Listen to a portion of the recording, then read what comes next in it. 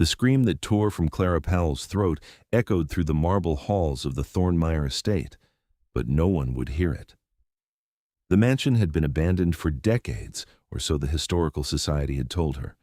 She pressed her back against the cold glass wall of the conservatory, her breath coming in sharp gasps as she stared at the figure that had appeared from nowhere. One moment she'd been photographing the overgrown orchids for her botanical research thesis, and the next, the massive iron doors had slammed shut with a finality that made her bones ache. Then he had emerged from the shadows like something conjured from a fever dream. He was impossibly tall, draped in black silk that seemed to absorb what little moonlight filtered through the grimy glass panels overhead. His hair fell past his shoulders in waves of pure white, stark against skin so pale it seemed to glow with its own luminescence. But it was his eyes that held her frozen crimson as fresh blood, ancient as time itself, and fixed on her with an intensity that made her feel both terrified and strangely seen. "You should not be here," he said, his voice carrying the weight of centuries and an accent she couldn't quite place. It was elegant, refined, like velvet wrapped around steel. Clara's fingers tightened around her camera, her only connection to the normal world she'd left behind when she'd stupidly climbed through that broken window. "I could say the same to you. This place is supposed to be empty." Something flickered across his otherworldly features. Amusement, perhaps, or something darker. Empty. Yes. That is what they would have you believe. He took a step closer, moving with a grace that was distinctly inhuman. "What is your name, little trespasser?" "Clara." The word left her lips before she could stop it, and she cursed herself for answering.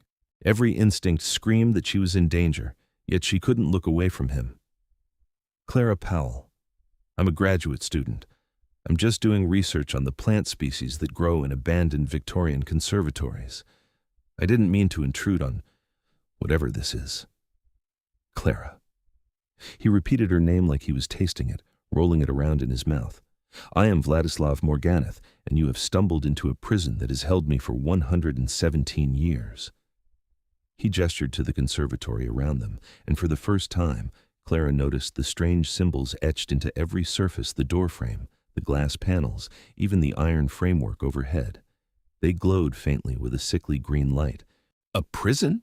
Clara's mind raced, trying to make sense of what she was seeing. "That's not possible. You can't have been here for over a century. You'd be dead." Vladislav's lips curved into something that wasn't quite a smile. "Dead. How quaint. I have been dead, in a manner of speaking, for far longer than a mere century." He moved with that impossible speed again, suddenly close enough that she could feel the unnatural cold radiating from his body. "I am what your kind calls a vampire, Clara Powell. The vampire king, to be precise, though my kingdom is now nothing but dust and memory." Clara's camera clattered to the floor as her hands went numb with shock. Vampires. The word bounced around in her skull, refusing to settle into anything resembling reality. But she was looking at him, at the inhuman perfection of his features, the predatory stillness of his posture, the way he seemed to exist slightly outside of normal space and time. "That's insane," she whispered, but even as she said it, she knew it was true. Everything about him screamed of something other, something that shouldn't exist, but undeniably did. Insane, perhaps, but no less true. Vladislav reached out slowly, giving her time to flinch away, and retrieved her fallen camera with movements that were almost tender. "You are trapped here with me now. Those doors will not open until dawn breaks through these glass walls, and when it does—" His voice trailed off, and for the first time, she heard something other than arrogance in his tone. Fear, raw and ancient. "When it does, what?" Clara forced herself to meet those crimson eyes, to stand her ground despite every cell in her body urging her to run. "You said you'd been trapped here for over a century. By the sunlight?"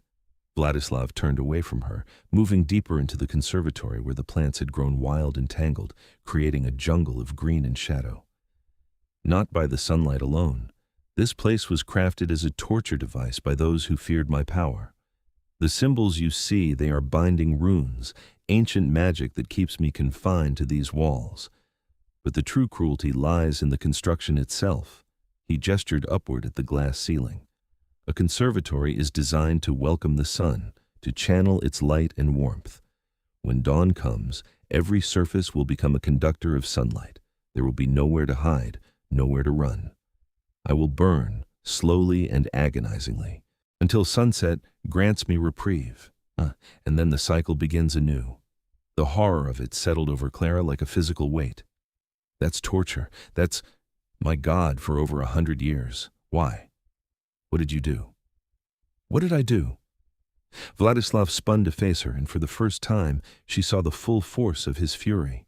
His eyes blazed with unholy fire, and his lips pulled back to reveal fangs that were far too real, far too sharp.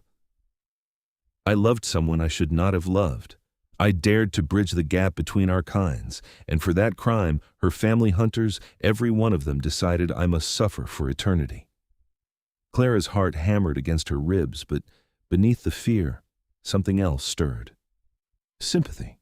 Anger on behalf of this creature who had been condemned to endless torment. Who was she? The question seemed to deflate some of his rage. Vladislav sank onto a stone bench, half hidden by climbing roses gone feral, looking suddenly weary in a way that spoke of countless years bearing an unbearable burden. Her name was Eleanor. She was brilliant and brave, and saw past the monster to the man I had once been. We met in secret for 3 years, and I dared to dream of a future where such things might be possible. I was a fool.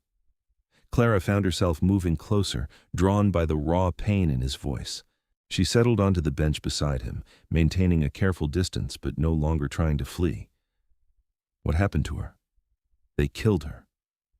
The words were flat, emotionless, but Clara could see the way his hands clenched into fists, the way centuries-old grief still carved lines into his perfect features. When they discovered our attachment, they could not bear the shame of it. A daughter of the Markham hunting clan, in love with the vampire king. So they staged an accident, made it appear she had fallen from her horse. And then they came for me with their spells, and their silver, and their righteous fury. They could not destroy me. I was too powerful, too old. So they did this instead. The weight of the story settled between them, heavy and terrible. Clara struggled to process it all. Vampires, magic, a love story that had ended in tragedy and eternal punishment. It was too much, too impossible, and yet she was sitting in the middle of it, trapped until dawn in a prison designed for the creature beside her. "I'm sorry," she said quietly, surprised to find she meant it. "No one deserves that, no matter what they are." Vladislav turned to look at her, those crimson eyes searching her face for something she couldn't name. "You are not afraid of me." "I'm terrified of you," Clara corrected. "But I'm also a scientist. Fear doesn't negate curiosity, and it doesn't make cruelty acceptable." She glanced around the conservatory, her mind already working through the problem before them. How long until dawn? He closed his eyes, and she realized he could sense it somehow. The slow rotation of the earth carrying them toward sunrise. 4 hours, perhaps 5 if we are fortunate. And when the sun comes, you'll burn. It wasn't a question. Clara stood, pacing among the overgrown plants, her fingers trailing over leaves and stems as her thoughts raced. "But you've survived this for over a century. How? There must be some shelter, some way you endure it." "Endure is a generous word." Vladislav gestured to the far corner of the conservatory where the glass panels were most heavily coated with grime and creeping vines. "There. The buildup of dirt and plant matter filters some of the light. I press myself into that corner and bear what I must until darkness falls again. It is not survival, Clara. It is merely the prolonging of death." Clara moved to the corner he'd indicated, examining it with a researcher's eye. He was right. The accumulation of decades of neglect had created a slight shield against the sunlight. But it wouldn't be enough, not really. She could see scorch marks on the stone floor, permanent shadows burned into the marble that told the story of his suffering. What if we could create more shade? The idea formed as she spoke, gaining momentum. These plants, they've been growing wild for decades. If we could encourage more growth in specific areas, layer the coverage, we might be able to reduce the amount of direct sunlight that reaches you. Vladislav had risen to his feet, watching her with an expression she couldn't read. "Why would you help me? You are human." I am the monster your kind tells stories about to frighten children. Because this is wrong. Clara met his gaze steadily, surprised by the conviction in her own voice. I don't know what you've done in your long life. Maybe you've committed terrible acts. I'm not naive enough to think vampires are misunderstood creatures of the night. But this? She gestured to the conservatory, to the magical prison that had held him for more than a century. This is torture, plain and simple, and I don't have it in me to stand by and watch someone suffer when I might be able to help. Something shifted in Vladislav's expression, a softening that made him look almost human. You are remarkable, Clara Powell. He moved to her side, studying the corner with new interest. Tell me what you need. They worked through the remaining hours of darkness with growing urgency, Clara directing and Vladislav providing the strength her human body lacked. She identified the fastest-growing vines and creepers, and he carefully uprooted them and replanted them where they would do the most good. His hands, she noticed, were gentle with the plants despite their obvious power. He moved with the precision of someone who had once cared for beautiful things. You know your way around a garden, Clara observed as she watched him coax a reluctant jasmine vine to wind around a support beam. I had the finest gardens in all of Europe once. Vladislav's voice carried a wistfulness that made him seem more real somehow, less like a legend and more like a person. Roses from Damascus, orchids from the Far East, night-blooming flowers that perfumed the air like heaven itself. I spent decades collecting specimens, learning their secrets. He paused, his hands stilling on the vine. It has been a long time since I remembered those nights without pain. Clara felt her throat tighten with unexpected emotion. Tell me about them. We have time, and I'd rather fill it with something beautiful than dread. So he did. As they worked, Vladislav painted pictures with his words, a sprawling estate in the Carpathian Mountains, gardens that stretched for acres under starlit skies, gatherings of vampire nobility who treated beauty and art as sacred pursuits. He spoke of nights spent reading poetry in 7 languages, of music that could make even immortal hearts ache, of a world that had existed in the shadows of human civilization, but no less richly for its darkness. And Clara found herself captivated, not just by the stories, but by the storyteller. There was a depth to Vladislav that contradicted everything she'd ever heard about vampires. He was cultured, thoughtful, capable of great passion and greater sorrow. When he spoke of Eleanor, his voice carried a tenderness that spoke of love that had transcended death itself. You still love her, Clara said softly, as she secured a trellis heavy with ivy. After all this time. I will always love her. Vladislav's response was immediate, certain. She was my heart in a way that defied the fact that mine no longer beats. But love, I've learned, can be both eternal and complicated. I cherish her memory, mourn what we lost. But I have also had a century to understand that some part of my devotion has become tied to my suffering. She is frozen in my mind as she was young, vibrant, alive. I have not had the luxury of moving forward. The honesty of his answer surprised her. Clara paused in her work, really looking at him in the dim moonlight. Is that what this is? You're frozen in this moment, reliving the same torment over and over? Until 3 hours ago, yes. Vladislav met her gaze and something electric passed between them. And then you fell through a broken window and into my prison. And for the first time in 117 years, I find myself caring about tomorrow. Clara's breath caught in her chest. The intensity of his attention was almost overwhelming, but she didn't look away. I'm just a graduate student who made a stupid decision to trespass in an abandoned building. You are a woman who chose compassion over fear, who saw suffering and reached out to ease it despite the risk to yourself. Vladislav took a step closer, and Clara could feel the cold radiating from his body like winter given form. You are anything but ordinary, Clara. The moment stretched between them, heavy with something Clara couldn't name. Then, from somewhere beyond the glass walls, the first bird began to sing, heralding the approaching dawn. Vladislav's entire body went rigid, his head turning toward the eastern sky with the focus of a predator scenting danger. It is time, Panic flooded Clara's system. Despite their hours of work, she knew it wouldn't be enough. They'd created more shade, more protection, but the conservatory was still a death trap designed to maximize sunlight. She'd seen the scorch marks, knew what awaited him. "The corner," she said, her voice sharper than she intended. "Get into the corner and I'll position myself to block as much light as I can." Absolutely not. Vladislav's refusal was immediate and absolute. "I will not allow you to burn in my place.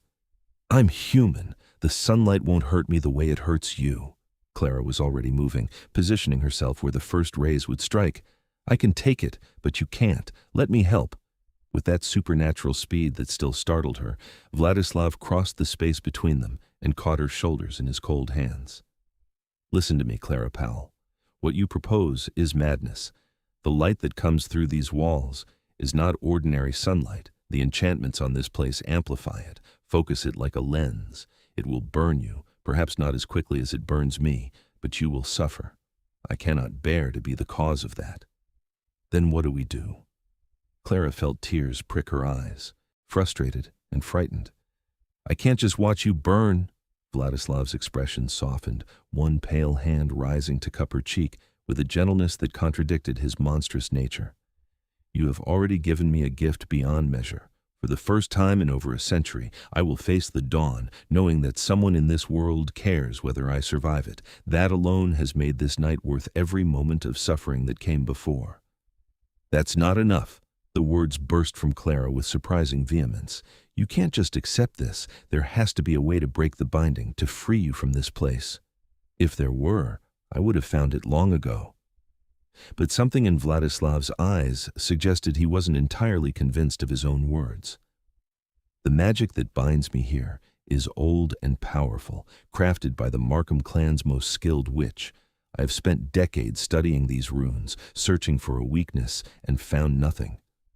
Clara's mind raced, pulling together fragments of knowledge from mythology, folklore, and the evidence of her own eyes. "Magic requires intention, right? Purpose. This prison was built to punish you for loving Eleanor, for bridging the gap between human and vampire." She turned to face him fully, gripping his arms with desperate strength. "What if that's the key? What if the binding can only be broken by someone who doesn't see that gap, who sees you as a person rather than a monster?" Vladislav stared at her, and she could see the war playing out behind his eyes, hope struggling against despair born of a century of disappointment. "That is a beautiful theory, but even if you are correct, I do not know how such a breaking would be accomplished. These symbols are not merely decorative. They are a complex working of intention and power, each one feeding into the others to create an unbreakable whole." The sky beyond the glass was lightening from black to deep purple, and Clara could feel time slipping away like sand through her fingers. She moved among the runes, studying them with frantic intensity. They covered every surface, doors, windows, framework, every possible exit sealed with magic that glowed with malevolent purpose. "They're all connected," she muttered, her analytical mind clicking into gear despite her fear. "Like a circuit. Break the circuit, break the binding." She traced the pattern with her eyes, following the flow of energy from symbol to symbol. And there, near the door where she'd entered, she found it a single rune that seemed to feed into all the others, a linchpin holding the entire structure together. "There!" she pointed, and Vladislav moved to her side instantly. "That symbol, it's different from the others. What does it mean?" Vladislav's eyes widened as he studied the rune, and Clara saw recognition flood his features. "Separation," he whispered. "The concept of division made manifest. It represents the unbridgeable gap between our kinds, the fundamental divide that the Markhams believed should never be crossed." His voice grew stronger, urgent. "You are right. This is the keystone. But Clara, it would require someone to touch it with genuine intention to unite rather than divide. The magic would fight back, would test the truth of that intention. It could be dangerous." "I don't care." Clara was already reaching for the rune before he could stop her. "I won't let you burn. Wait." Vladislav caught her hand, pulling it back from the symbol. "If you do this, if you truly break the binding, you need to understand what it means. I am not some fairy tale creature who will be transformed into a better being by your kindness. I am a vampire, Clara. I require blood to survive. I have lived for centuries and will live for centuries more. The world I inhabit is one of darkness and danger, of ancient politics and deadly enemies. Freeing me may place you in terrible peril." Clara looked up at him, this impossibly beautiful, impossibly dangerous creature who had somehow become real to her over the course of a single night. She thought about the gentleness with which he'd handled the plants, the grief in his voice when he spoke of lost love, the way he'd refused to let her put herself in harm's way, even to save himself. She thought about a century of torture endured with dignity, about a king who had lost everything but held on to his capacity for care. "I understand," she said quietly, "and I choose this anyway. I choose you." The words hung in the air between them, heavier than any spell. Vladislav's crimson eyes searched her face, and Clara saw the moment he accepted what she was offering, not just freedom, but belief in his worth, in his right to exist. "Then I will stand with you." He positioned himself at her back, his cold hands covering hers, his tall frame sheltering her as much as possible. "Whatever comes, we face it together."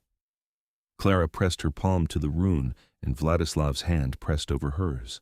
She felt the magic instantly, a burning cold that raced up her arm like liquid nitrogen in her veins. The rune flared brilliant green, and suddenly she was somewhere else, seeing through eyes that weren't her own. She saw Vladislav as he had been in life, before the turning a young nobleman with dark hair and warm skin, laughing in a sunlit garden. Saw the attack that had made him vampire, the terror and agony of transformation. Saw centuries unfold in flashes, battles in ballrooms, victories and losses, the slow accumulation of power and wisdom and weariness. Saw Eleanor, beautiful and brave, her hand in his as they walked through moonlit gardens. Saw the hunters coming, saw Eleanor's broken body, saw Vladislav's grief turn to rage and then to resignation as they trapped him in this glass prison. And she saw the rune for what it truly was, not just separation, but the Markham's absolute certainty that such separation was necessary and right, their belief that love between human and vampire was an abomination that must be punished. Against that certainty, Clara set her own truth. She thought about the night she'd spent with Vladislav, learning his story, working beside him, seeing him as a person worthy of compassion and care. She thought about the fundamental wrongness of condemning any being to eternal torment. And beneath it all, she acknowledged the warmth blooming in her chest, the connection she felt to this strange, magnificent creature who had somehow claimed a piece of her heart. The magic fought her, pressing against her mind with crushing force. It demanded proof, demanded absolute conviction. So Clara gave it everything she had, every moment of wonder and fear and growing affection, every instinct that told her Vladislav deserved better than this fate, every spark of attraction and admiration and care that had been building since the moment she'd first seen him. Behind her, she felt Vladislav pour his own power into the working. His presence in her mind was vast and ancient, but beneath the weight of centuries, she felt something achingly vulnerable. His hope, fragile as spun glass that perhaps this time suffering might end. His desperate need to believe that the gap between their kinds could be bridged, that love and compassion could triumph over hatred and division. The rune blazed so bright Clara had to close her eyes, but she didn't pull away. She pressed harder, pouring everything she was into this single point of contact, and slowly, impossibly, she felt the magic begin to crack. It started as a hairline fracture in the center of the symbol, then spread outward like ice breaking on a frozen lake.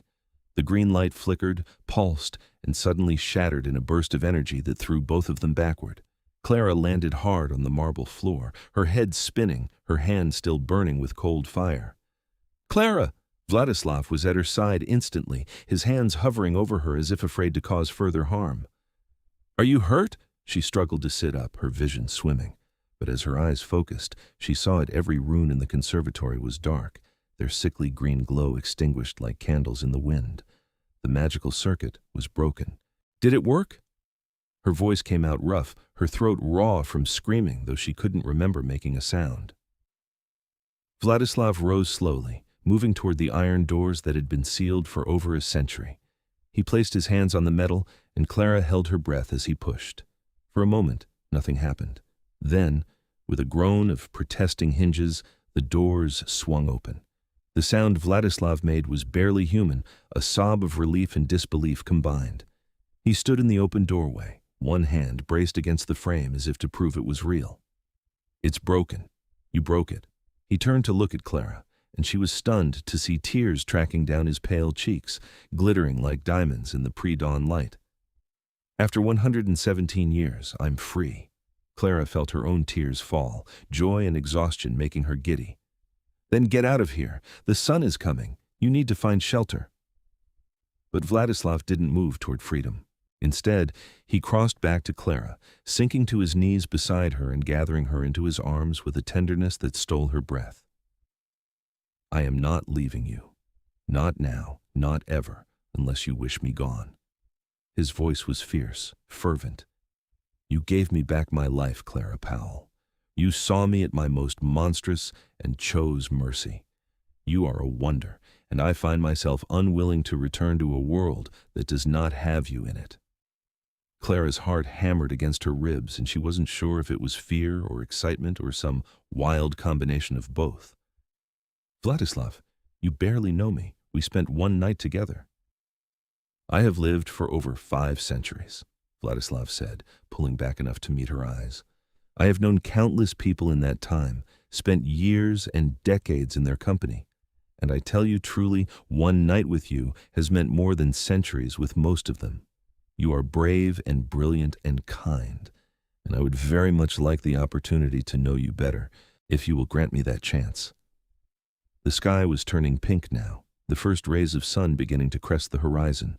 Clara could see them through the open door, freedom beckoning, and with it, danger for the vampire who held her. "We need to go," she said, scrambling to her feet and pulling Vladislav with her. "Now, before the sun catches you." They ran through the abandoned mansion, Clara leading the way through rooms choked with dust and decay. She could feel Vladislav's growing urgency as the light strengthened, knew they were racing against seconds now. Her mind spun through possibilities. Where could a vampire find shelter in an abandoned estate, with dawn breaking all around them? The cellar! She remembered seeing the entrance when she'd first broken in, had dismissed it as too dangerous to explore. Now it might be their salvation. She found the door and wrenched it open, revealing stone steps leading down into blessed darkness. "Go!" Vladislav hesitated for just a moment, his eyes on her face. "Come with me." "I will," Clara promised. "Let me just get my things from the conservatory. I'll be right behind you." She could see he wanted to argue, but the sun was cresting the windows now, sending spears of light through the grimy glass. With obvious reluctance, Vladislav descended into the cellar, and Clara heard the relief in his sigh as the darkness enveloped him. She ran back through the house, her body protesting every movement after the magical ordeal and the sleepless night. Her camera and bag were where she'd left them in the conservatory, and she grabbed them quickly, casting one last look at the prison that had held Vladislav for so long. The morning light streaming through the glass turned it beautiful, illuminating the wild garden in shades of gold and green. It was hard to believe something so lovely had been the site of such prolonged cruelty. By the time she made it back to the cellar door, full daylight had claimed the mansion. She descended the stairs carefully, using her phone's flashlight to navigate the darkness. The cellar was vast, stretching under most of the house, filled with the detritus of generations-old furniture, wine racks, crates of forgotten belongings. And there, in the farthest corner where the darkness was most complete, she found Vladislav.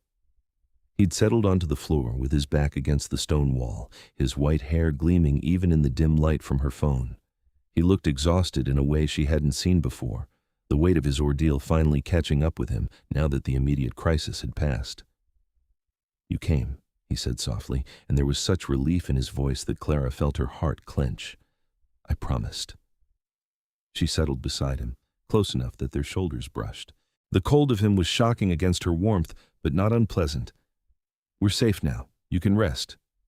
Vladislav let his head fall back against the wall, his eyes closing. "I have not felt safe in over a century. I'm not certain I remember how." Clara took his hand, lacing her fingers through his. His skin was like ice, but his grip was gentle, reverent. "Then I'll keep watch while you remember." They sat in silence for a long moment, the weight of the night settling over them. Clara's mind was reeling, trying to process everything that had happened. 12 hours ago, she'd been a normal graduate student living a normal life. Now she was hiding in a cellar holding hands with a vampire king, her entire understanding of reality fundamentally altered. "What happens now?" she asked quietly. "You're free, but the world you knew is gone. Where will you go?" Vladislav opened his eyes, turning to study her in the darkness. "I do not know. I had convinced myself I would die in that conservatory, that freedom was a dream I'd abandoned long ago. Now that I have it, I find myself at a loss." His thumb traced circles on the back of her hand, an absent gesture that sent warmth spreading through Clara's chest. "But I know where I wish to be, if you will have me. You want to stay with me?" Clara's voice came out smaller than she intended, vulnerable. "Vladislav, my life is incredibly boring. I live in a tiny apartment near campus. I spend my days in labs and libraries. I eat ramen for dinner more often than I care to admit. It's not exactly a life fit for royalty."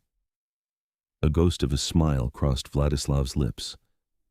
"I have had palaces and power, Clara. They did not save me from suffering, did not fill the emptiness that had been growing in me long before the Markhams trapped me. You, in one night, reminded me what it feels like to connect with someone, to care about more than mere survival. That is worth more than all the kingdoms in the world." Clara felt tears prick her eyes again, overwhelmed by the earnestness in his voice. "I barely know you. We barely know each other. Then let us remedy that." Vladislav shifted to face her more fully, his crimson eyes intense even in the darkness. "Stay with me today. Tomorrow night, let me take you somewhere beautiful and show you the world as I see it. Give me the chance to prove that this connection between us is real, that it can grow into something worthy of the magic you worked to free me." It was insane. Clara knew it was insane. She had a thesis to complete, responsibilities, a normal life waiting for her beyond this abandoned mansion. But she looked at Vladislav, at this ancient, powerful creature who had somehow become achingly real to her, and knew she couldn't walk away. Not now, maybe not ever. "Okay," she whispered. "Okay, yes, show me your world." The smile that broke across Vladislav's face was radiant, transforming him from something merely beautiful into something that stole her breath entirely. "You honor me beyond measure." He leaned forward slowly, giving her every opportunity to pull away, and pressed his lips to her forehead in a kiss that was chaste and reverent and somehow more intimate than anything Clara had ever experienced. She felt the cold of him, yes, but also the gentleness, the care he was taking with her. As if she were precious, something to be treasured. When he pulled back, Clara found herself leaning into him, her head coming to rest on his shoulder. Exhaustion was finally catching up with her, adrenaline fading to leave her boneless and heavy. "I should probably get some sleep," she mumbled. "Unlike you, I actually need it." "Then sleep," Vladislav murmured, his arms coming around her to hold her securely. "I will keep you safe while you rest. Nothing in this world or any other will harm you while you are under my protection." Clara wanted to argue that she didn't need protecting, that she was a modern woman perfectly capable of taking care of herself. But the words wouldn't come. Instead, she let herself relax into his embrace, let the steady, unnecessary breathing he maintained out of habit lull her toward unconsciousness. "Thank you," Vladislav whispered as she drifted off, "for seeing me, for saving me, for giving me a reason to want to face tomorrow." Clara's last thought before sleep claimed her was that she should be the one thanking him. In one impossible night, he'd shown her that the world was bigger and stranger and more wonderful than she'd ever imagined, and she couldn't wait to see what came next. When Clara woke, it took her several disoriented moments to remember where she was. The darkness was absolute, broken only by the faint glow of bioluminescent fungus growing in patches on the cellar walls. She was still wrapped in Vladislav's arms, his body cold but his embrace warm in its protectiveness. "You are awake." His voice rumbled against her back, and Clara realized she'd shifted in sleep to curl against his chest. "You slept for 7 hours. I was beginning to worry." Clara extracted herself reluctantly, her muscles protesting. 7 hours? What time is it?" "Just past 4 in the afternoon." Vladislav released her with obvious reluctance, and Clara found herself missing his touch immediately. "The sun will set in approximately 3 hours." Reality came crashing back. Her phone had probably died by now. Her advisor would be wondering where she was. She had responsibilities and a life that was undoubtedly in chaos. Clara fumbled for her bag, finding her phone dead as expected. I need to charge this, let people know I'm okay. They're probably worried sick. Of course. Vladislav rose fluidly to his feet, helping Clara up with a hand under her elbow. There's a caretaker's cottage on the grounds. If it is still functional, we may find power there, though we will need to wait for sunset before I can accompany you. Clara hesitated, torn between the practical need to contact the outside world and the reluctance to leave Vladislav alone in the darkness. Will you be all right here? The question seemed to surprise him, then soften something in his expression. I have endured far worse than a few hours of solitude, Clara. Go. See to your responsibilities. I will be here when you return. She nodded, but before she could move toward the stairs, Vladislav caught her hand. Clara, when you speak to your people, your friends and family, what will you tell them about where you have been? It was a fair question, and one Clara hadn't fully considered. What could she possibly say that would make sense? The truth was impossible, but any lie would need to be convincing. I'll think of something. Don't worry, I won't expose you. It is not exposure I fear, but the risk to you. Vladislav's grip on her hand tightened fractionally. If you tell anyone about me, about what you witnessed, they may think you unwell. Or worse, they may believe you and decide to finish what the Markhams started. I could not bear it if my existence brought harm to you. Clara squeezed his hand reassuringly. I'll be careful. I promise. She climbed the cellar stairs, emerging into the late afternoon light that filled the mansion with golden warmth. After hours in the darkness, it was almost overwhelming. She picked her way through the ruins carefully, mindful now of the history these walls held, the century of suffering that had played out in the conservatory she'd thoughtlessly broken into. The caretaker's cottage was a small structure at the edge of the property, half hidden by overgrown hedges. To Clara's surprise, it seemed to be in better repair than the main house. The door was locked, but a window was loose enough that she could work it open and climb through. Inside, the cottage was dusty but intact, furnished with simple pieces that suggested someone had lived here relatively recently. Clara found an outlet and plugged in her phone, watching the screen flicker to life with a sense of trepidation. As expected, she had dozens of missed calls and texts from her roommate, her advisor, even campus security. She called her roommate first. Hey, Sarah, I'm so sorry I worried you. The explosion of relieved fury on the other end made Clara wince. Worried me. Clara, you've been missing for almost 24 hours. Where the hell are you? I was about to call the police. I know. I'm sorry. Clara scrambled for a plausible explanation. I was doing field research at that old estate outside the city, the Thornmeyer place. I got locked in one of the outbuildings and my phone died. I just managed to get out and find a place to charge it. Jesus Christ, Clara, you could have been hurt. Sarah's voice was shaking, equal parts anger and relief. Are you okay? Do you need me to come get you? I'm fine, just exhausted and dirty. I'll catch a bus back tomorrow, okay? I want to finish documenting the plants while I'm here. The lie tasted bitter on Clara's tongue, but what else could she say? Can you let Professor Morrison know I'm all right?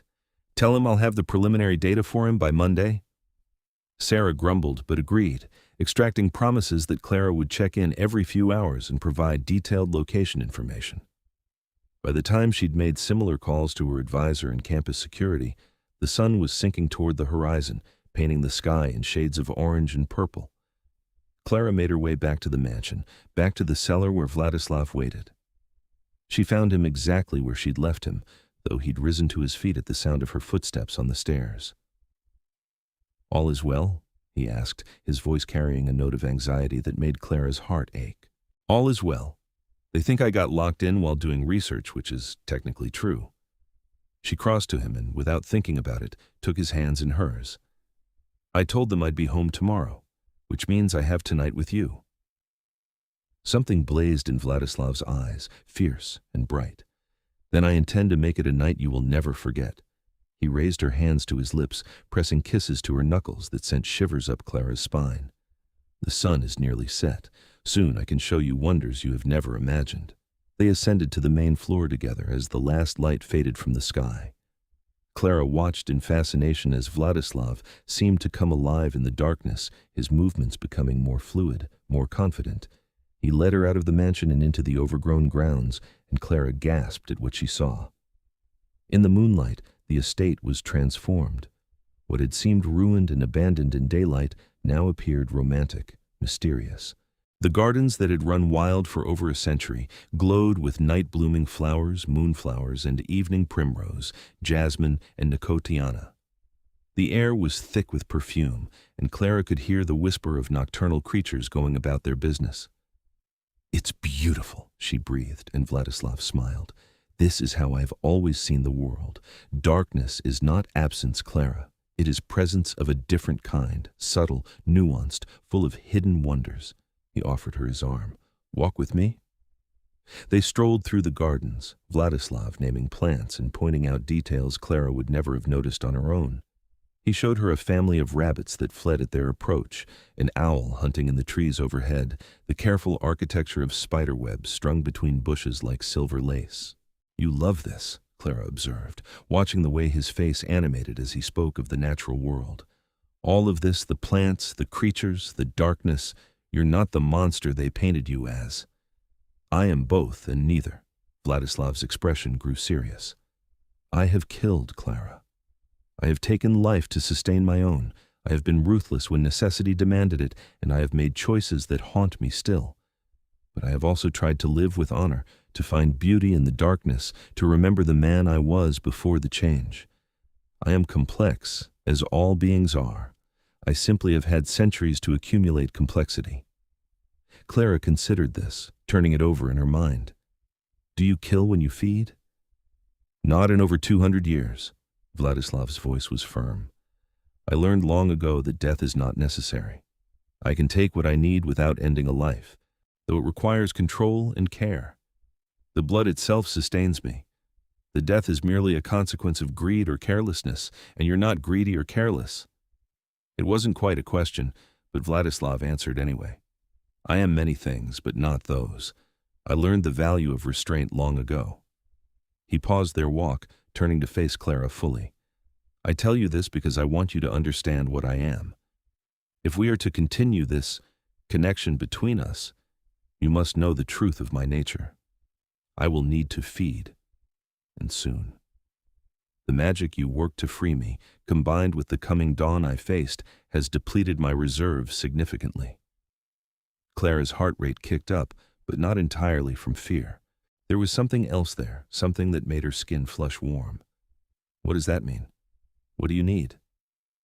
Vladislav's eyes flared crimson, brighter than she'd seen them before, and Clara realized she was seeing his hunger. "I need blood, Clara. Human blood, freely given. I have contacts in the city, people who provide for a price. I will need to seek them out soon before the hunger grows too powerful." "Or," Clara heard herself ask, her voice barely above a whisper. "Or what, Clara?" Vladislav's voice had gone rough, strained. "Or you could feed from me." The words were out before Clara could second-guess them, bold and reckless and utterly sincere. "I'm here. I trust you. You said you can take what you need without causing harm." Vladislav went utterly still, every muscle locked with tension. "You do not know what you are offering." "Then tell me." Clara stepped closer, closing the distance between them until she could feel the cold rolling off his body. "Tell me what it means, and let me make an informed choice." She could see the war playing out in his expression, hunger fighting with honor, desire struggling against protective instinct. When he finally spoke, his voice was carefully controlled, each word measured. "Feeding is intimate, Clara. More intimate than most physical acts between humans. My bite would cause a moment of pain, sharp and bright. But then there would be pleasure. The venom I produce creates euphoria in those I feed from, helps them relax, makes the experience less traumatic. You would feel warmth, bliss, a connection between us that goes beyond mere physical sensation." Clara's breathing had gone shallow, her body responding to the hunger in his voice, the dark promise of what he described. "And after? Would I be hurt?" "You would be weak, tired. You would need rest and sustenance to replace what I took. But there would be no lasting harm, no change to your nature. You would remain wholly human, wholly yourself." His hands came up to frame her face, cold palms against her flushed cheeks. I would care for you, Clara. I would take only what I needed and no more. This I swear to you. Clara leaned into his touch, her decision already made. Then do it. Feed from me. Clara. Her name was a groan, desperate and needy. You undo me entirely. Good, she whispered and tilted her head to expose the line of her throat. For a moment, Vladislav didn't move. Then, with a sound that was half growl, half sigh, he gathered her into his arms and lifted her effortlessly. He carried her to a stone bench, half hidden by climbing roses, and sat with her cradled in his lap, her back against his chest, his lips at her ear. Tell me if it becomes too much, he murmured. Tell me to stop and I will, no matter how difficult. Your well-being matters more than my hunger. Then his lips were on her throat, pressing a kiss to her racing pulse that made Clara shiver. She felt his fangs graze her skin, a whisper of danger that sent electricity racing down her spine. And then the bite itself, a brief sharp pain that made her gasp, followed by a rush of warmth that stole her breath entirely. Vladislav made a sound against her throat, something primal and satisfied, and Clara felt the pull as he began to drink. The venom he'd mentioned kicked in almost immediately, flooding her system with liquid pleasure. She felt boneless, floating, aware of nothing but the intimacy of this moment and the cold strength of the arms holding her. She could feel their connection deepening with every pull, as if Vladislav was taking more than just her blood. She sensed his hunger, yes, but also his reverence, his gratitude, his growing affection for her. And beneath it all, something deeper, a recognition that echoed in her own chest. This was right. This was meant to be. Time lost meaning. Clara floated in bliss, feeling Vladislav's presence in her mind like a second heartbeat. She felt him take his fill, felt him begin to slow, and then felt the careful seal of his lips as he closed the wounds his fangs had made. The healing magic in his saliva worked quickly, leaving only the faintest marks behind. Clara. Her name was reverent, awed. Vladislav turned her in his arms so he could see her face, his own expression one of wonder. You gave me a gift beyond price. Clara smiled, her body heavy and satisfied in ways she couldn't fully articulate. You're welcome, she mumbled, her words slightly slurred with exhaustion and lingering euphoria. Vladislav rose with her still in his arms, carrying her with the ease of his supernatural strength. Sleep now, darling one. I will care for you, keep you safe and warm. When you wake, I will have arranged for the sustenance you need to recover. He took her back to the caretaker's cottage, laying her gently on the simple bed there. Clara felt him draw a blanket over her, felt the brush of his lips against her forehead. And then she sank into sleep, dreamless and deep, her last conscious thought that she had never felt so safe, so cherished, so perfectly where she belonged. When Clara woke, it was to the smell of food and the soft glow of lamplight. She blinked her eyes open, disoriented for a moment before memory returned in a rush. The conservatory, Vladislav, the feeding. She sat up carefully, testing her body for damage and finding only a pleasant weariness and a ravenous hunger. Vladislav was there instantly, pressing a glass of orange juice into her hands. Drink, he commanded gently, and then eat. I brought supplies from the city while you slept. Clara looked around the cottage and realized he'd been busy. There was fresh bread and cheese on the table, fruit and chocolate, containers of what looked like soup or stew. Her stomach growled loudly, and Vladislav's lips quirked in amusement. I heard you, he said. Even from the other room. Your body is demanding replenishment. Clara drank the juice in long gulps, then moved to the table where Vladislav had laid out the feast.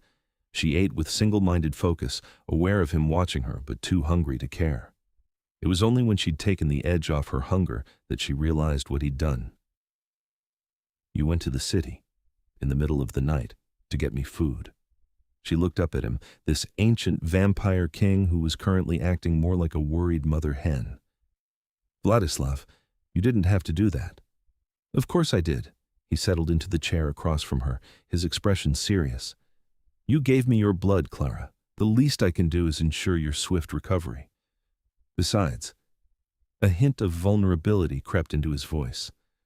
I find I enjoy caring for you. It has been a very long time since I had someone to care for. Clara's heart melted. She reached across the table to take his hand, marveling at how natural the gesture had become. "Thank you for all of this." They sat together in comfortable silence while Clara finished eating, her strength returning with every bite.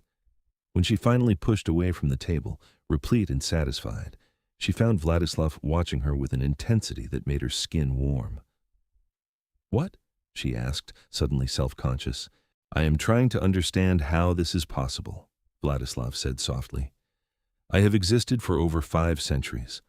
I have known countless people, experienced love and loss and everything in between.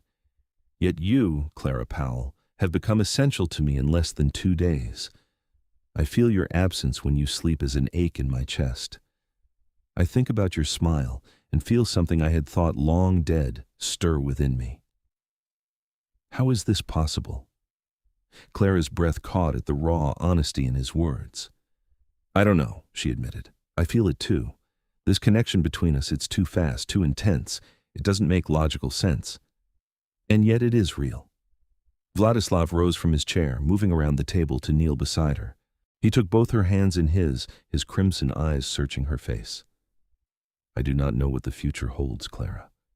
I do not know if this feeling will grow or fade, if we can build something lasting from this impossible beginning. But I know that I want to try. I want to explore this connection to see where it leads, if you will have me." Clara's mind raced through all the logical objections, the impossibility of a relationship between human and vampire, the complications of his nature, the fact that they barely knew each other. But beneath the logic, her heart was singing a different song. This felt right in a way nothing else ever had. "I want that too," she whispered. "But Vladislav, I have a life, responsibilities. I can't just disappear into the night with you." "I would never ask you to." Vladislav's grip on her hands tightened. "Your work, your studies, your human life, these things are precious and important. I do not wish to replace them, only to exist alongside them. I have wealth accumulated over centuries, resources you cannot imagine. I can arrange a residence near your university, find ways to be present in your life without disrupting it. All I ask is the chance to try." It was too much, too fast, and yet Clara found herself nodding. "Okay, yes, let's try." The smile that broke across Vladislav's face was radiant, and then his lips were on hers, cold and perfect and demanding. Clara gasped into the kiss, her hands coming up to tangle in his white hair. The kiss deepened, and she could taste the faintest hint of copper on his tongue, her own blood from his earlier feeding. The thought should have been disturbing, but instead sent heat pooling low in her belly. Vladislav pulled back, his eyes blazing crimson, his breathing ragged despite not needing air.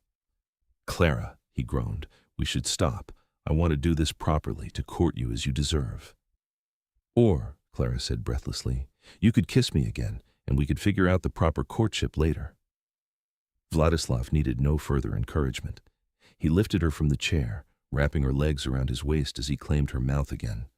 The kiss was hungry, desperate, flavored with all the longing and connection that had been building between them. Clara lost herself in it, in him, in the impossible perfection of this moment. They made love there in the cottage, slow and reverent despite their hunger for each other. Vladislav worshipped every inch of her skin, his cold hands learning her warmth, his lips pressing kisses to every secret place. Clara discovered that his temperature didn't matter. The passion between them generated its own heat, burning away any remaining doubts or fears. Afterward, they lay tangled together in the narrow bed, Clara's head on Vladislav's chest, his fingers tracing idle patterns on her shoulder. "I love you," Vladislav said quietly, the words dropping into the silence like stones into still water. "I know it is too soon, that such declarations are meant to come after months or years, but I have lived too long to waste time pretending I feel less than I do. I love you, Clara Powell. You are light in my darkness, hope after centuries of despair. You are everything." Clara felt tears prick her eyes, overwhelmed by the intensity of his words and the truth she felt in them. "I love you too," she whispered, because it was true, impossibly and undeniably true. "I don't understand it, but I feel it, like you've always been part of me, and I just didn't know what I was missing until now." Vladislav held her tighter, pressing a kiss to the top of her head. Then we will face the future together, whatever it may bring. I swear to you, Clara, I will spend every night of my eternal existence proving myself worthy of this gift you have given me. They stayed like that until duty and reality came calling. Clara had promised to return home, had responsibilities that couldn't be ignored. Vladislav arranged for a car to take her back to the city, extracting promises that she would call him the moment she arrived safely. I will find us a place, he told her as she prepared to leave. Somewhere beautiful and comfortable, close to your university. Give me 3 nights and I will have everything arranged. Clara kissed him one more time, pouring all her faith and love and hope into the gesture. 3 nights. I'll be waiting. The drive back to civilization felt surreal, like traveling between worlds. Clara watched the abandoned Thornmeyer estate disappear in the rearview mirror and wondered if she'd dreamed the whole thing. But the faint marks on her throat and the deep satisfaction in her bones told her it was all too real. Her roommate bombarded her with questions the moment she walked through the door, and Clara spun an elaborate tale about getting locked in the conservatory, finding shelter in the caretaker's cottage, losing track of time in her research. Sarah seemed to buy it, though she insisted Clara see a doctor to make sure she wasn't suffering from exposure or dehydration. The doctor found nothing wrong, of course. Clara was perfectly healthy, if a bit tired, but the physician did notice the marks on her throat, faint, but visible if you knew where to look. Interesting insect bites, the doctor observed. You might want to use repellent next time you go traipsing through abandoned buildings. Clara agreed, fighting the urge to laugh at the absurdity of it all. The next 3 days passed in a blur of classes and research and constant communication with Vladislav. He called every evening as soon as sunset allowed, and they talked for hours about everything and nothing. Clara learned about his life before the change, about growing up as minor nobility in medieval Europe. Vladislav learned about her childhood in suburban America, her love of plants, her dreams of making discoveries that would change how people understood the natural world. On the 3rd night, Vladislav called with an address. "Come to me," he said, and Clara could hear the smile in his voice. "I have something to show you." The address led her to an elegant building in the historic district, all Gothic Revival architecture and old-world charm. Vladislav met her at the entrance, devastatingly handsome in modern clothing that somehow made him look even more otherworldly. "Welcome," he said, offering his arm, "to our home, if you will accept it." He led her up to the penthouse, and Clara gasped as she entered. The space was enormous, decorated with a perfect blend of modern comfort and antique elegance. Bookshelves lined the walls, filled with volumes in dozens of languages. Artwork that looked like it belonged in museums hung on the walls, and everywhere there were plants, orchids, and ferns, night-blooming flowers and delicate vines, creating a lush garden within the urban space. "Vladislav, this is incredible," Clara breathed, turning in a slow circle to take it all in. "But I can't accept this. It's too much." "It is a gift freely given," Vladislav said, coming up behind her and wrapping his arms around her waist. "I have more wealth than I could spend in 10 lifetimes, Clara. Let me use it to build a life with you. This can be our sanctuary, a place where the darkness and the light can exist together." Clara leaned back into his embrace, feeling the rightness of it settle into her bones. "Our sanctuary," she agreed. "Together." The months that followed were the happiest of Clara's life. She finished her thesis, graduating with honors and fielding multiple job offers from prestigious institutions. She chose a position at the university's botanical gardens, specializing in nocturnal plant species, a field that allowed her to spend her evenings working alongside Vladislav. He integrated into her life with surprising ease, charming her friends with his old-world manners and encyclopedic knowledge. To the outside world, he was simply Vladislav Morganneth, eccentric heir to a European fortune with a passion for horticulture and a devotion to his brilliant girlfriend. No one questioned his preference for evening events or his pale complexion. In a city full of unusual characters, he barely registered as strange. But in their private moments, in the sanctuary they'd created together, Clara saw all of him, the vampire king, in all his power and vulnerability. She learned the full scope of his abilities, watched him move with supernatural speed and strength. She sat with him through his struggles with the guilt of his long life, helped him process centuries of accumulated grief and joy and regret. And Vladislav opened her eyes to a hidden world that existed alongside human civilization. He introduced her to other vampires, carefully vetted allies who had learned to coexist with humans rather than prey upon them. He showed her the night markets where supernatural beings traded in magic and secrets, the underground galleries where immortal artists displayed works that would never see mortal museums. It wasn't always easy. There were nights when Vladislav's nature frightened her, when the reality of loving someone who would outlive her by centuries made her chest ache with preemptive grief.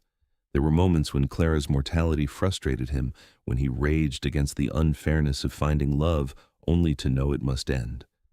But they worked through it, talking and compromising and choosing each other over and over again. Clara set boundaries around her work and her human relationships, ensuring she didn't lose herself entirely to Vladislav's world. Vladislav learned to trust in the present rather than fearing the future, to embrace the joy they had rather than mourning what they might lose. A year after that night in the conservatory, Vladislav took Clara back to the Thornmeyer estate. The mansion had been purchased and renovated, transformed from a ruin into a stunning example of Gothic architecture. But it was the conservatory that took Clara's breath away. The glass prison that had held Vladislav for over a century had been completely reimagined.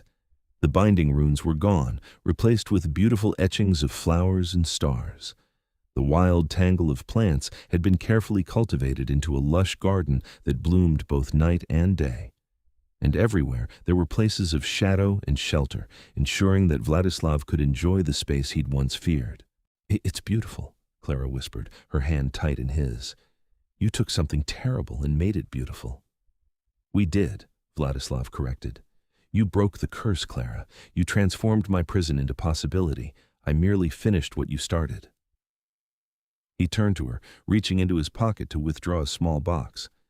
"I brought you here to ask you something, and I wanted to do it in the place where my life truly began." Clara's heart hammered as Vladislav knelt before her, opening the box to reveal a ring of breathtaking beauty, a moonstone surrounded by diamonds set in platinum that seemed to glow in the moonlight. "Clara Powell, you are the light I thought I had lost forever. You are my hope, my joy, my reason for greeting each night with gratitude rather than resignation. I know the complications of our union, know the difficulties we will face, but I believe with everything I am that we can overcome them together." His voice was steady, certain, full of love that had been tested and proven true. "Will you marry me? Will you bind your life to mine for as long as we are granted?" Tears streamed down Clara's face as she nodded, unable to form words past the lump in her throat. "Yes," she finally managed. "Yes, absolutely yes." Vladislav rose, sliding the ring onto her finger and pulling her into a kiss that tasted of promise and forever. Clara kissed him back with everything she had, pouring all her love and faith and commitment into the gesture. They married 3 months later in the conservatory under a full moon, surrounded by the few friends and family members who knew the truth of their union. It was a small ceremony, but perfect, full of beauty and magic, and the kind of love that transcended the boundaries of mortality and time. Clara's parents struggled with the truth of what Vladislav was, but they couldn't deny the way he looked at their daughter like she hung the moon and stars.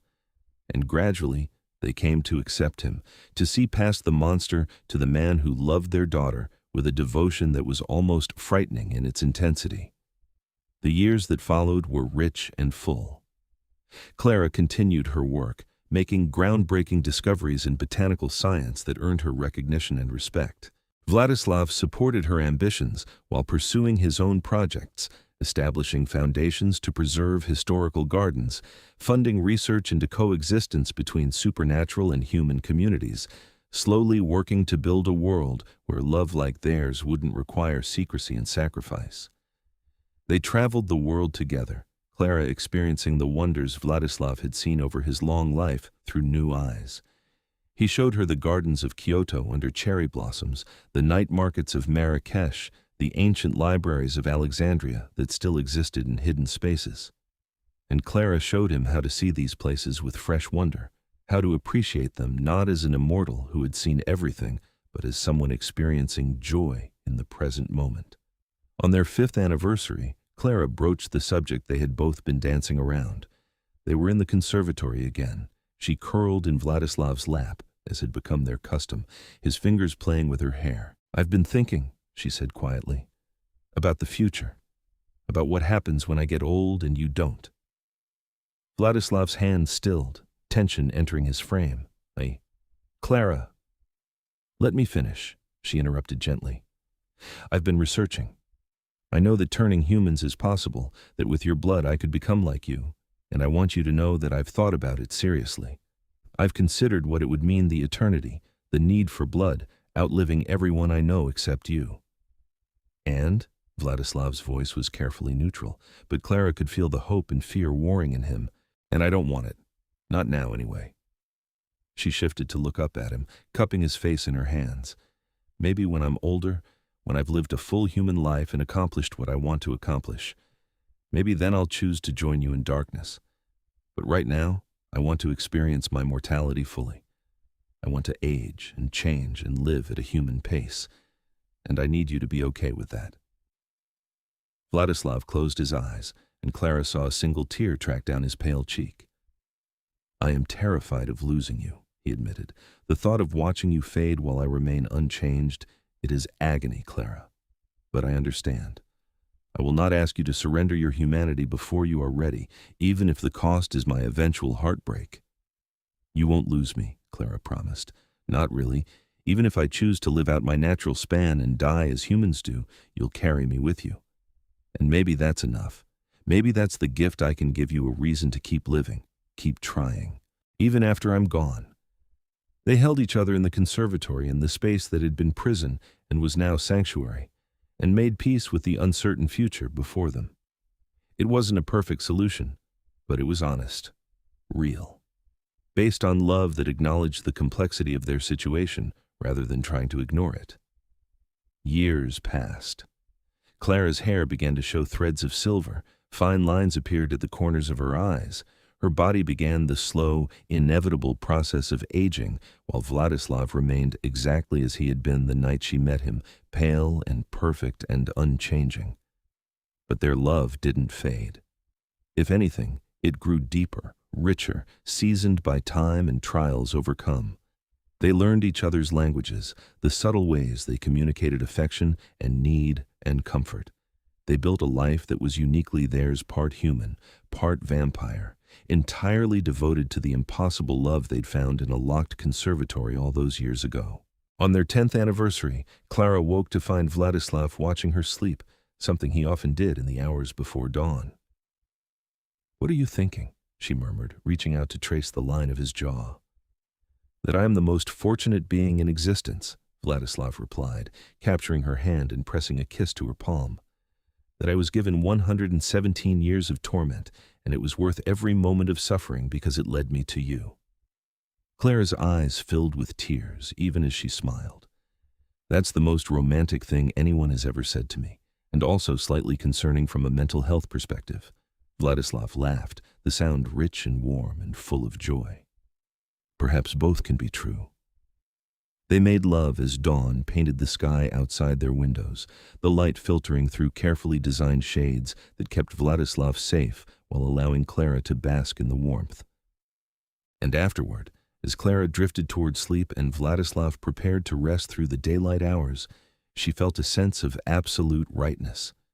This was her life, complicated and strange, and absolutely perfect. She had found love in the most unlikely place, with the most unlikely person. And whatever the future held, whether she chose mortality or eventual transformation, she knew with absolute certainty that she would never regret the choice she'd made that night in the conservatory. She had saved a vampire king from his prison, and in doing so, she had freed herself from the ordinary life she'd been living, had discovered that the world was bigger and stranger and more wonderful than she'd ever imagined. 20 years after that first night, Clara sat in the conservatory with Vladislav, her head resting on his shoulder as they watched the stars appear one by one in the darkening sky. Her hair was more silver than brown now, her her body bearing the marks of a life fully lived, laugh lines around her eyes, the softness of middle age settling into her frame. "I've made a decision," she said quietly, and felt Vladislav tense beside her. "Tell me," he said, his voice carefully controlled. "I want to grow old with you, truly old, naturally old." Clara laced her fingers through his, marveling as always at the contrast between her warm, aging skin and his cold, eternal perfection. "I want to see what it's like to be 70, 80, 90 if I'm lucky. I want to experience the full human journey." Vladislav was silent for a long moment, and Clara could feel the grief rolling off him in waves. But when he spoke, his voice was steady, accepting. "Then I will be with you for every moment of that journey. I will treasure each day we are granted, each change and evolution of the woman I love. And when your time comes to leave this world, I will hold you and be grateful for the gift of your mortal life, rather than mourning what I could not keep." Clara turned to kiss him, tasting the salt of her own tears mixed with the familiar cool of his lips. "I love you, Vladislav Morganneth. Thank you for letting me choose my own path." "I love you, Clara Morganneth," he replied, and the sound of her married name still sent warmth through her chest after all these years. "Thank you for choosing to walk that path with me for as long as you were able." They sat together in the conservatory as night deepened around them, two souls who had found each other against impossible odds and chosen love despite all the complications it entailed. The glass walls that had once been a prison now sheltered a garden of breathtaking beauty, a testament to how something terrible could be transformed into something wonderful with patience, care, and love. Clara thought about that night 20 years ago when she'd broken into an abandoned estate looking for plants to photograph. She thought about the vampire king who had been trapped in eternal torment, about the choice she'd made to see him as a person rather than a monster. And she thought about all the moments that had followed the fear and wonder, the growing connection, the decision to build a life together despite all the logical reasons they shouldn't. It had been the best decision of her life. And as she sat there in Vladislav's arms, feeling the steady rise and fall of his chest as he breathed out of habit rather than necessity, Clara knew that she would never regret a single moment of their impossible, beautiful love story. The future was uncertain. There would be challenges ahead: her continued aging, the inevitable end of her natural life, the grief Vladislav would bear when she was gone. But they would face it all together, with honesty and courage and the kind of love that had broken ancient curses and transformed prisons into sanctuaries. And that, Clara thought, as Vladislav's arms tightened around her and the stars wheeled overhead in their eternal dance, was more than enough. It was everything. The end.